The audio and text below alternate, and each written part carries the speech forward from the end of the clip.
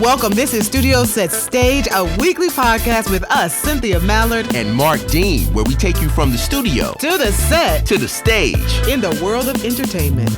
I'm Cynthia Mallard. And I'm Marq Dean. And we are Studio Set Stage. Yes. Hello. Welcome back to another week of exciting dialogue where we take you from studio to set to stage. Yes. In the world of entertainment, as you know, you could have been anywhere in the world, but we appreciate all the love. We appreciate all the support. And thank you for following us and subscribing and downloading, listening to us on iTunes. Well, now it's Apple Podcasts. I got to get out the habit of iTunes, but it's Apple Podcasts. It's so hard. Spotify, YouTube, iHeartRadio, and Google Play. Yeah, and so many of you have found us. So, again, thank you so very much. So, listen, guys, how you been doing, Marq Dean? I've been doing good. How about you? Pretty good. Just rolling. Y'all, so much has been happening, and I pray that you guys are just kind of rolling along with us as we tackle different situations, as we bring people to you who can help you in your studio set stage career. Yes. And, every so often we kind of veer out a little bit, especially if it's issues and topics and things that we feel like relates to Marq Dean, yes. And if it relates to you in what you're doing. So the reason why I'm saying that is because this whole S-storm, I'm just going to go ahead and jump into right, it. I don't want to say the word. You know what I'm saying? Yeah, but this whole storm, right? This is one of the reasons we were like, you know what? We were talking off air and just kind of in our prep for the show, and we were like, does this warrant studio set stagers to talk about, to listen to our viewpoints on it? Oh, most definitely. And because we value all you guys' opinions out there, and everyone has opinions, but we wanted to definitely address the elephant in the room, so to speak. Yeah. In dealing with this, because there's been so much going on, so many things. It's so happening. Much crap, guys. Yeah. Let's just be real with it. It's just so much crap that is just out there, and we're like, you know what? Let's talk about it from a studio set stager's perspective, from people who have actually worked in the business. Right. We're talking about Gayle King, her comments in the light of the passing, untimely death of Kobe Bryant, and his 13-year-old daughter, Gianna, right? Yeah. And throwing in Snoop Dogg, which has just entered this whole debacle with a whole host of national syndicated personalities who have come out against Gayle King. When I say, y'all, I literally was laying in my bed like, I cannot believe this is happening right now. Yeah. It just, like you said, with social media, everything happens within a matter of seconds. Things can go viral within a matter of seconds, and basically kind of just stemming from all of that to where it could start as a tiny thing of snow, and then it just multiplies into a snowball, and then it actually becomes an avalanche of a bunch of different things is going on. And now we have an S-ball. Yeah. Pretty much. Basically. Yeah. So guys, obviously you've heard 1,058 people give their view of kind of what's happening, what they thought of the clip, the interview between like Gayle King and Lisa Leslie, right? For those that don't know, exactly. Give a little background on that. But basically, because a lot of people, basically they saw it stem from the Instagram post from CBS when they posted an excerpt from the interview between Gayle King and Lisa Leslie. So, like we were saying earlier, the bottom line was that, everyone has come out against Gayle King because they felt like she was being disrespectful. This wasn't the right time, or trying to keep a black man down. So I have been, as well as Marq Dean, we have been like monitoring like Twitter, Instagram, Facebook, all social. And it is amazing just to hear all of the derogatory comments against Gayle King. So this is a personal story for me. For a lot of people, it's not a personal deal. And you probably say, well, Cynthia, why is it personal? Well, you know what? For about 15 to 20 years plus, I would say. I spent my time in journalism, right? As a real journalist at real corporations, real companies, actually doing the work each and every day as a Black woman. Right. Okay? And my thing is, and me and Mark Daniel, me and you, we have gone like back and forth over this whole situation, right? Yeah. How hardly anybody has come to Gayle King's like defense, right? And the reason why is because you don't understand. People don't understand the nature of her job. Okay. People don't understand the nature of her job, the position that she holds, and what the accountability is in that role, especially being national and international journalist. Okay. And it ticked me off so bad. Let me just go ahead and say this. It ticked me off so bad. Yes, I love Kobe Bryant. I thought he was wonderful. He is an amazing person.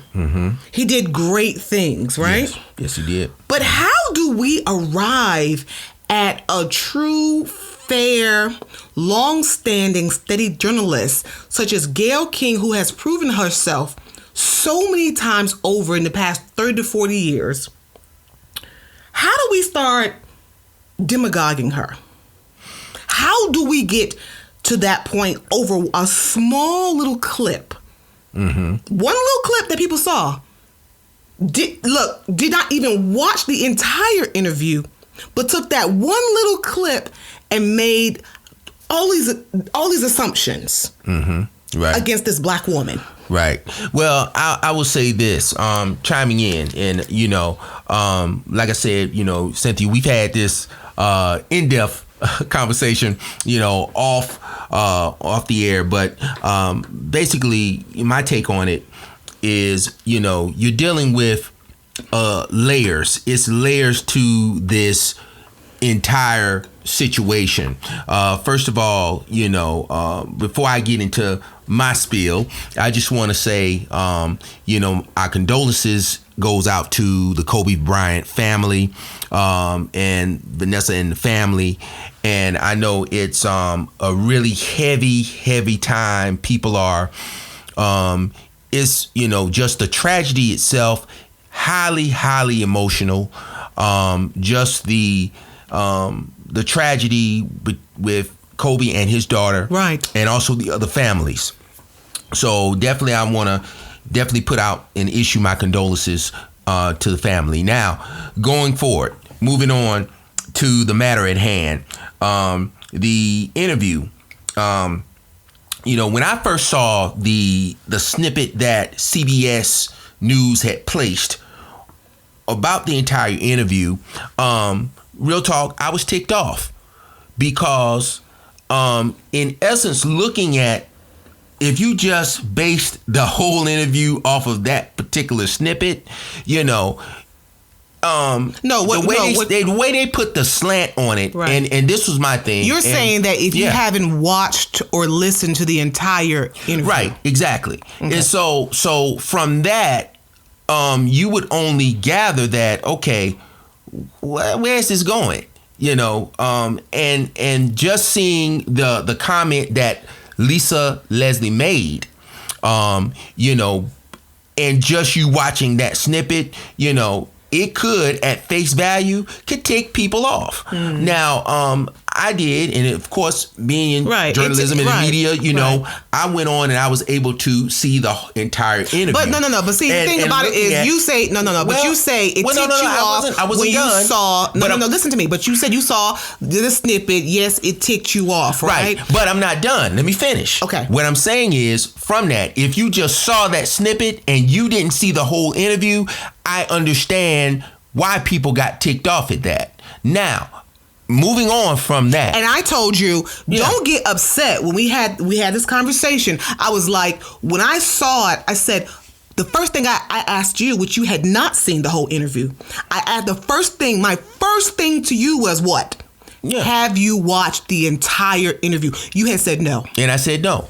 And that that's was why, the first thing that people do not seem to do in this world of social media. Right. You have somebody, like I said before, a very trusted, very fair, very true journalistic person who has proven herself over the years. Mm-hmm. Why wouldn't people of color, or even outside of the race, why would you not go back and say, you know what, let me go listen to the entire interview? Right. And with that being said, to further expound on that, when I went back and I looked at and I listened to the entire interview, you know, I realized that, man, this is bigger than just the interview in terms of that. Okay. And as where, you know, you had other, you know, you had other, commentators that aren't black. Well, the issue is, the bottom line is that people are upset that Gayle King issued that question to Lisa Leslie about the assault. That's what it comes down to. And what I was saying earlier, if I didn't make myself clear, Gayle King is a journalist. Right. Okay. I have been a journalist in my career, and the fact that Kobe was this wonderful guy who did so much to move people ahead, and the fact remains, there was a time in his life when he wasn't the Kobe that we all glorified right now. Right, and I understand that. However, I think people were ticked off based on that snippet, that the timing of it, based on the tragedy and the severity of that. Yeah. They thought that was very disrespectful. Okay. And they thought that, you know, in terms of that, the man hasn't been buried. I do not. But no, let me finish. I'm just saying, no. I don't agree. Look, you don't have to disagree. No. I'm just stating the facts, and I'm stating from that vantage point. I understand what you're saying, but it was not disrespectful. But no, what I'm saying is, I'm saying that if you just saw that snippet, and I encourage everybody, first of all, in this, and we've always talked about this before, due diligence, guys. You have to do diligence. You cannot take everything at face value. Exactly. Because especially in social media, certain things are being spoon-fed to you.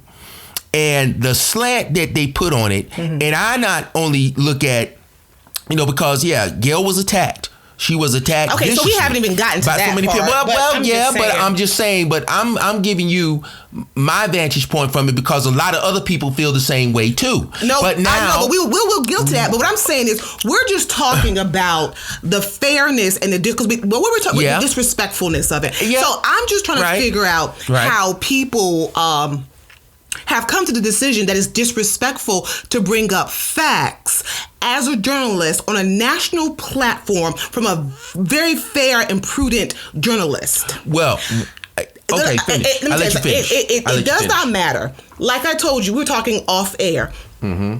You can go out and feed 1 million people. You can pull up the homeless. It could be 1 million people, right? You slap one person, and that is all that they want to talk about. You slap this one person. They're not thinking about all of the great things and the wonderful things that you did. It's a fact. You slapped this person, okay? Right. Gayle did not do anything wrong. No. As a journalist, she did nothing wrong. Right. Well, with that being said, okay, and we're clear on that. You said Gayle didn't do anything wrong. No, she did not. Now, as a journalist, no. Right. Now, in like I said before, with that being said, I'm addressing now, okay, overall, you're saying, okay, she didn't do anything wrong. And for those that saw the real... Do you think she was wrong? Let me finish. I'm asking you a question. Let me finish. In that moment, at that time, do you think she was wrong? After watching the entire interview, okay, I thought that the question was validated based on the fact that she, in watching the whole interview, looking at it, listening to it, after seeing the excerpt from it. But no, because I'm asking you, do you think she was wrong to ask that question the way she did it at the time? I think that it was valid. However, so in other words, you're saying no, she didn't do anything wrong as a journalist. I don't think she did anything wrong as a journalist, but I think that she underestimated in terms of the extensive effect that, because everybody's really feeling the emotions of this thing. Exactly. I get it. He's not even, him and his daughters, they're not even buried yet. Yeah, I understand. So a lot of people are hurting. I understand. And in that, and sometimes when you act on emotion, you don't have the benefit of intellect. Right. Okay. In thinking things through. Right. But the way my issue is the way that snippet was, out of all the other things that they could have posted about the interview, which was a good interview that really whoever chose the clip. Yeah, whoever chose the clip. Right. Whoever put that out there, the producer, they need to be dealt with. I think I feel that they do. I feel that they need to be dealt with. They did issue a statement saying that whoever was responsible for it, whoever chose that particular clip, just to put that out there, that they had been dealt with. We don't know if they have been terminated. If we don't know. Moved to another position. We don't know anything about that. But I will tell you, studio set stagers, and some of you guys, because you've been in the business for a long time as far as media is concerned, you kind of know that in media, it's all about the jump. It's all about the jump. It's all about who is the person who's going to break the story first. I mean, it happens in entertainment. It happens in hard news. That is what it is. Who has the different angle? Who has the angle that nobody else has? That's what it's about. And it doesn't matter how emotional or how disrespectful you may think it is. True hard journalism, that's what they're going for. Well, I want to address that part of it in regards to the disrespect. Now, like I said, people are high off emotion. Right. They're acting high off emotion. Calm down. I was emotional when I saw that snippet, because I thought that out of all the things that they want to highlight, this guy and his, just in terms of they were talking about the legacy. They were talking about all of these things. Right. I get it. And they want to pull that excerpt. Now, seeing that and not really realizing if that's the only thing you saw from the interview, yes, I understand why people got ticked off. People in this world don't care. Understand though why people got ticked off. But people don't care about, what, everybody can be emotional all they want, right? People don't care about, I'm just going to be honest with you. But a lot of people don't care about, this is his legacy. Let's keep him pristine, clean. Let me tell you something. People love dirt. And that is what media, from Instagram to Facebook to whatever it is, we've talked about this in our prep. People love dirt. They want to hear the dirt. That's what they want to play up. And media is no different. Actually, media is the lead. It's the cause. Yeah, but I don't think it was the major matter at hand. That's my personal opinion. But it's part of him. But it wasn't the matter at hand. We're dealing with the tragedy. We're dealing with a tragedy. We're dealing with somebody. She asked him the question, do you think that assault will be part of his legacy? Right. Now, but just off of that, it was a huge case. Yeah, just off of that, 2003, it was huge. Seeing the entire thing, and remember, that was in 2000. Kobe wasn't always this great person who loved people, who was always this family person. He was not always that person. Well, and you can be in love with someone, but you have to accept, you have to accept there was a period where Kobe was reckless. Let's just be honest about it, okay? You can love him, you can get wrapped up in, he was the great three-point shooter, whatever the legacy is. He built, 1 million homes. That's wonderful. But there is a significant period, where he was reckless. I can't use any other word, reckless. And everybody wants to just bury that part because they feel like he redeemed himself. That's still part of your history. Well, I mean, that's still part of who you were. I agree with you on that, because there were a lot of other people that were reckless too. Harvey Weinstein exactly. is reckless. However, Bill Cosby. Let's keep going. Let's keep going down the line. Bill Cosby, Weinstein. Everybody. Bill Cosby. Let's keep going. A lot of different people. Everybody. Everybody has skeletons. You have skeletons. I have skeletons. But the level. But my thing is too. You got to look at the level that is scrutinized. Okay. Yeah. And some of that is way worse. Yeah. Yeah. You're saying black versus white. Is that what you're saying? Who scrutinized the worst? Well, let's address the elephant in the room. Is that what you're saying? Yeah, let's address the elephant in the room. Okay. I do feel that there is it's not balanced in terms of the scrutiny of certain things. And I'm not saying nobody's perfect. You mean black versus white? You can look at it. Yeah, that's true. Look at the track record. I mean, I agree. Look at the track record. I agree. And I feel that... I agree. I feel overall, if we just want to go ahead, and I'm not big on, okay, well, the conspiracy theories and all of that stuff. I just call it as I see it. Right. And I'm going to tell you, for what I see, this is bigger. Right. This is bigger than just Gayle in that interview. I'm looking at, okay, who authorized, okay, now she asked the question and we deal with that and all that kind of stuff, but who authorized that particular snippet out of the entire interview to be posted? Okay, so let me go back and bring it home for you. If you're just joining us, this is Studio Set Stage. I'm Cynthia Mallard. I'm Marq Dean. And we're discussing just this kind of this storm that has come over involving the interview between Gayle King and Lisa Leslie. It has pulled in like a whole host of celebrities and different people to give their opinion. It's also kind of almost evolved into a violent thing involving all those parties. But it is an unequal playing field when we start out. Let's just, because that's what you're talking about right now. Yeah. It is an unequal playing field. Like, we know that. Like, we know that. Exactly. Black people in America, you have to damn near walk a crystal staircase. Hello? Because they're looking for anything to take you down, right? Well, in celebrity, as a celebrity, it's just what it is, and we know it. It does. It's an unequal playing field in everything. Most definitely. In everything. Yeah. And it can, whatever you're doing, race is involved. Race, economics, it is involved. So knowing these things, right?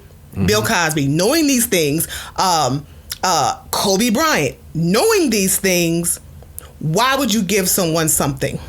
Why would you do that? Well, in essence, again, going back to what we said earlier, nobody's perfect. No, I'm not saying that. But what I'm saying is just know that when you step off the cliff, when you go into that dark alley, there would be people watching you always. Exactly. And like that old song, The Watcher. There's people that watch. But what I'm saying, is how this thing escalated, and people are tired, people are hurt, and I think this... I was hurt. It's when I heard the news, I literally cried. Yeah. I could not believe a man of his stature perished along with his daughter the way that they did. Right.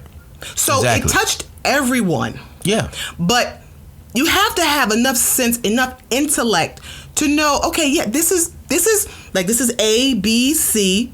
This is part of his story. Right. And what I want to also, not to digress, but I also want to edify in terms of, how this thing has escalated, how this whole situation is escalated with the violence and different things. One thing that slavery, and I'm not trying to go into history because we all know about that, but one thing that they did, they tried to peg one against the other. Right. Where the puppeteer is controlling the puppets. The puppets are fighting, but the puppeteers are just back looking, saying, hey, this is fun. Let them go ahead and kill themselves. My thing is, we need to start addressing the puppeteers. We need to cut the strings. We need to look at those things. And the worst thing you can do, definitely, if someone, my thing is, if someone isn't doing right, or they are not being respectful in different things, it's it's about dialogue. It's about bringing it. Okay, let's address it. Let's deal with it. However, we shouldn't jump to violence.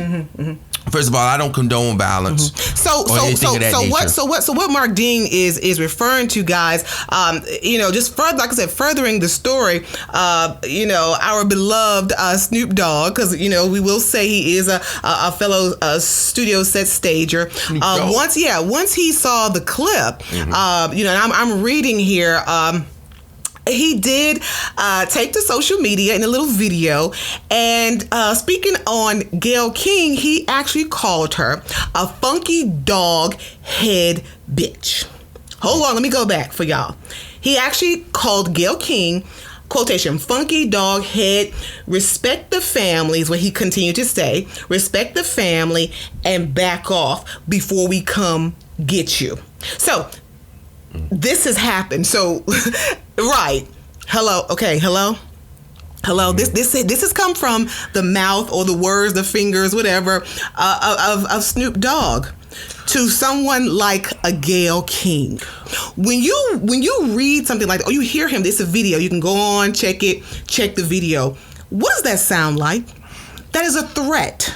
Well, Gayle King has been reported at home, disturbed, cannot sleep, crying, and Oprah is worried, has come out to say, I am worried. Gayle is her best friend. So not only does she have to deal with the millions of people who are antagonizing her now, she now has one of the biggest performers in hip hop, Snoop Dogg, to call her a funky dog head bitch. And then he says, respect the family, back off before we come get you. What does that say to you? Well, that first, definitely, again, like I said before, he was reacting to that snippet. And like I said before, I don't condone any violence, but like I said, people are in their feelings. It's emotional. They're ignorant. That was an ignorant comment. That was an ignorant comment by a fellow studio set stager who had no business. Right. That was his friend. I understand that. Right. And let me add, he did come back and he did put out another video stating that he didn't condone violence. He was reacting to that snippet that first snippet that was released via CBS. And it did cause, a snowstorm in terms of visceral attacks that I think was blown to the point way out of proportion. And I feel like that energy, knowing that energy is there, can be redirected the proper way to the proper people that needs to be held accountable for doing crazy shit. That's very true. That's very true. So that's what I'm saying. That's not what happens, as you can see with Snoop Dogg coming out. He was emotional. But you know what? He was emotional. But a person in his stature. A person at his stature, been in the game forever, knows the media game back and forth. Why would he do that? Emotion. Like you said, emotion. When you're thinking with the emotion, it's never right. Yeah. And also a tragedy. I mean, a tragedy where everybody is still in disbelief. People are still in shock.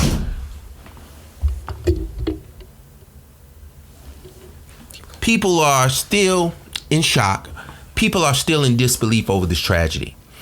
And when you are dealing with that, you're going to deal with a multitude of emotions.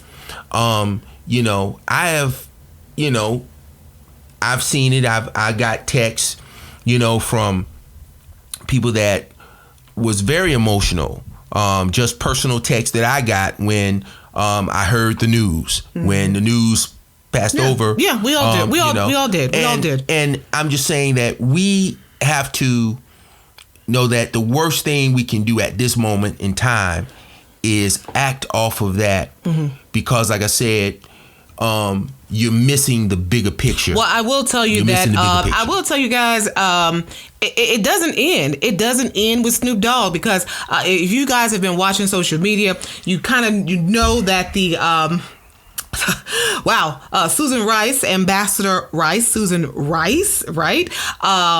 She has come out on social media defending Gayle King. So I knew it. I knew because Gayle King is at a certain level. She's at a certain level, and she's done some great things in her life. And that's all she has ever wanted to do, was be a true and fair journalist, right? So Ambassador Susan Rice has come out, and basically she's basically threatening. She did a counter threat to Snoop Dogg, guys, saying, Gayle King is one of the most principled, fair, and tough journalists alive. She actually said, Snoop, back the F off. She says, if you come for Gayle King, you come against an army, you will lose, and it won't be pretty.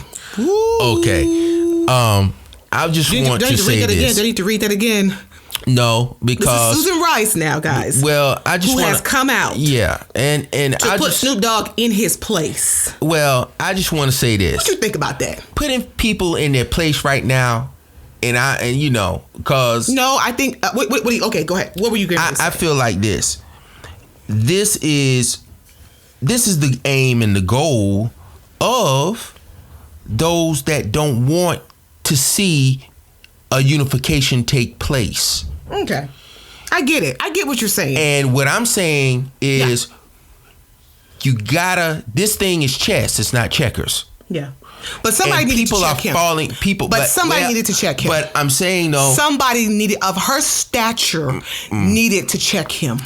He was way out of the league. Yes, Kobe Bryant may have been one of his best friends, right? Right. But this was a black woman who was doing her job, her job, who has, I keep saying this over and over, who has the utmost highest integrity. Who knows, who's been to the war and back 500 times. He was out of line. He was out of line, and he should be calling her right now, talking to her on the phone, trying his best to apologize to her face to face.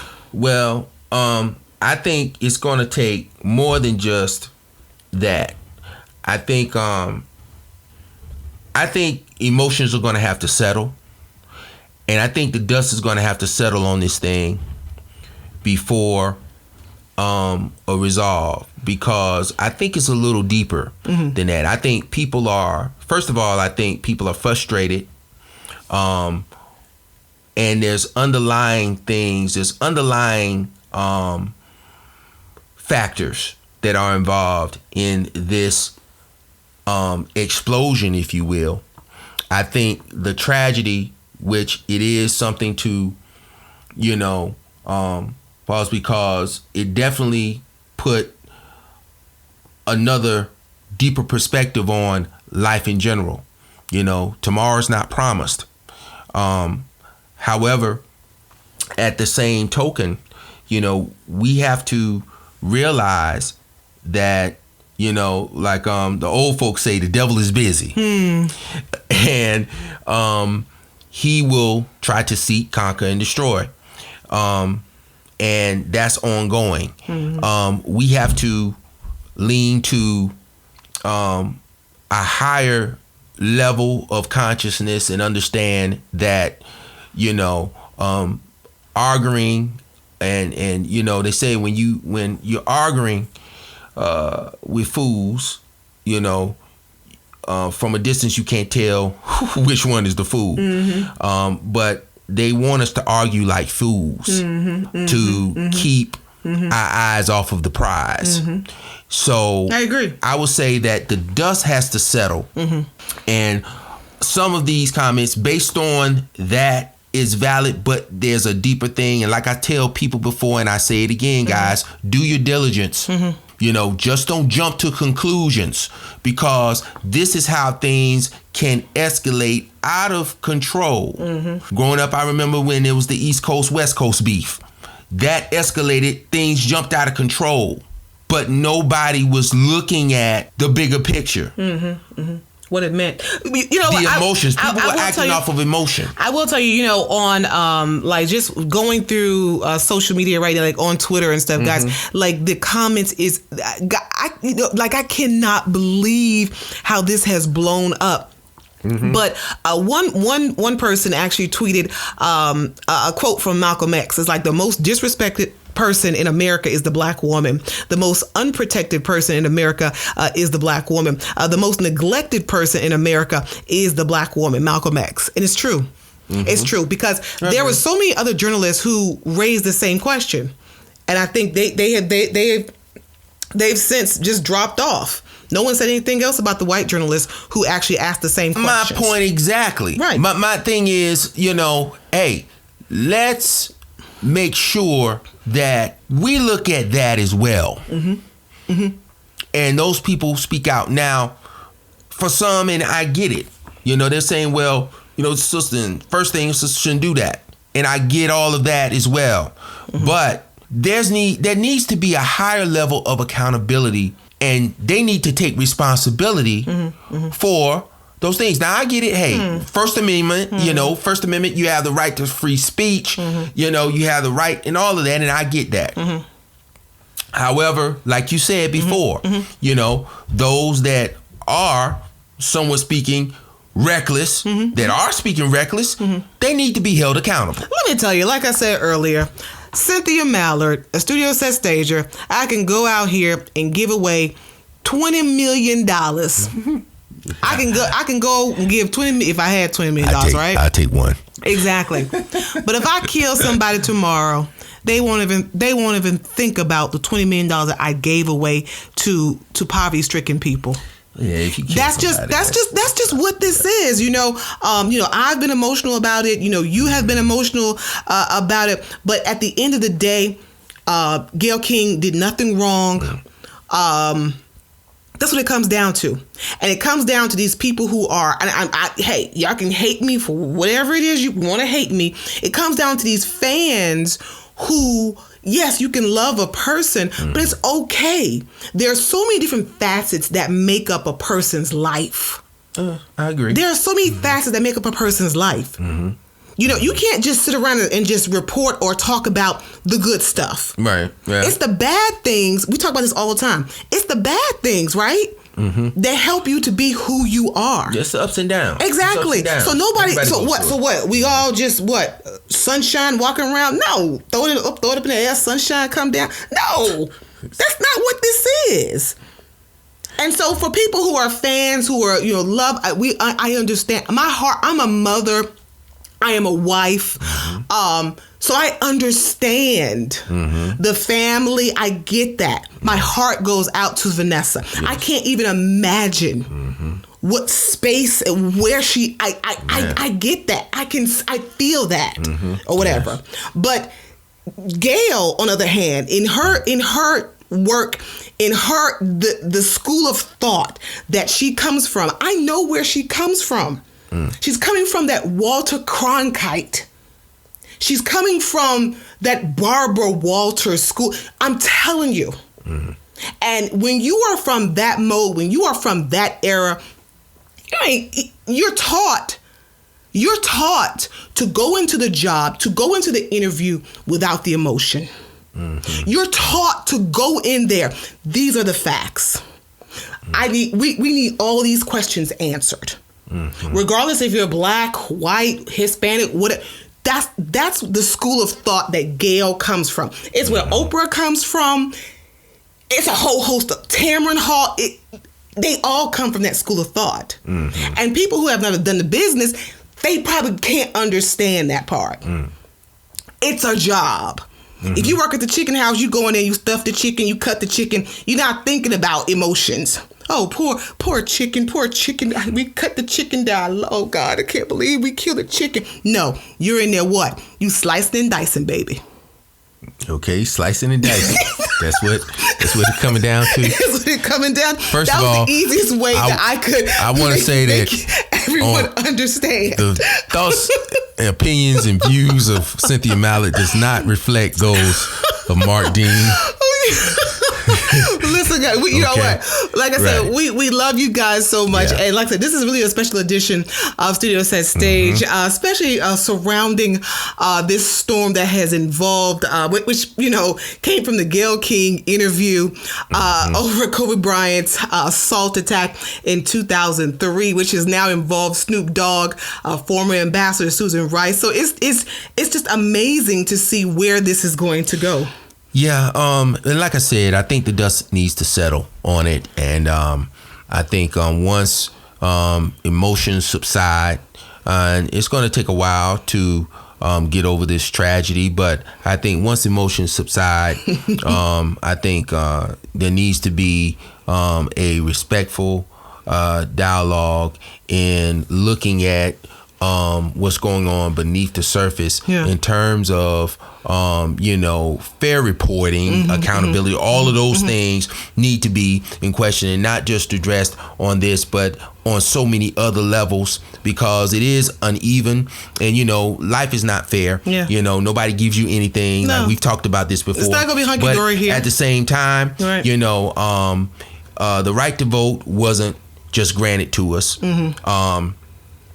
Certain rights that we now have wasn't just given to us. Right. It was struggle. People fought, died for it. Not saying nobody in this instance or this sense has to die for it. I think though there needs to be respectful dialogue to deal with it. Well, I'm just happy that we are one of the platforms, and maybe not so much you, but with me as a Black woman, as a former journalist, I felt the need to come out and defend her. I may be a small, minuscule person on this topic that no one would probably possibly hear or whatever, but she needed somebody to defend her. She needed that. As a Black woman who has worked her way up the ladder to do great things and do fair things, she needed someone. She needs all of us to come to her defense, because I feel like you kind of was on the fence about it, but I'm here to say, Cynthia, I'm here to say that I feel she did nothing wrong. And there are so many people, if you just take the Twitter Studio Set Stagers and you go on now, today, if you go on now, you're going to see so many people defending her, because she does not deserve death attacks.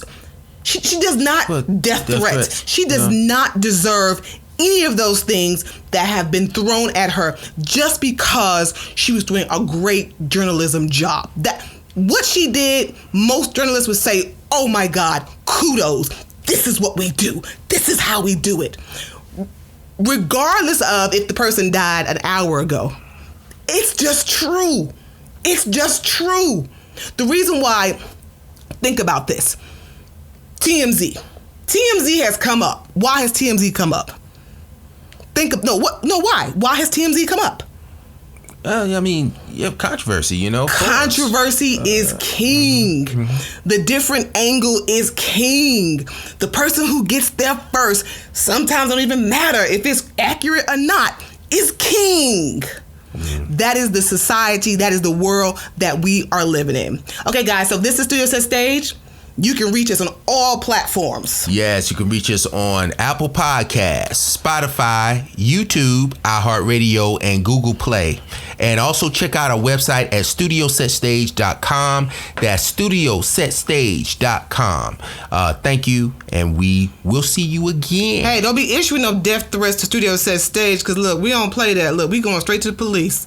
So I'm going straight to the popo, okay? You can believe that. That comes from Cynthia Mallard. And Mark Dean. But look, we hey, the Studio Set Stages out there, hey, it's all love. Yeah, but, it is. Hey, we don't take no smoke either. Get at us at studiosetStage@gmail.com. What's your name, man? Mark Dean. I'm Cynthia Mallard. This is Studio Set Stage.